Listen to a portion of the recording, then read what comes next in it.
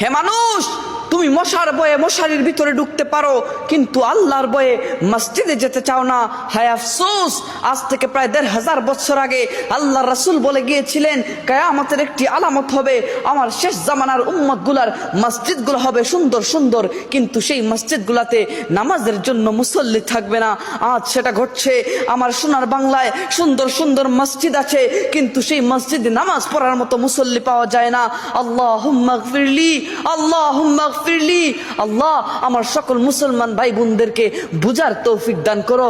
আল্লাহ, তুমি তাদেরকে হেদায়েত দান করো।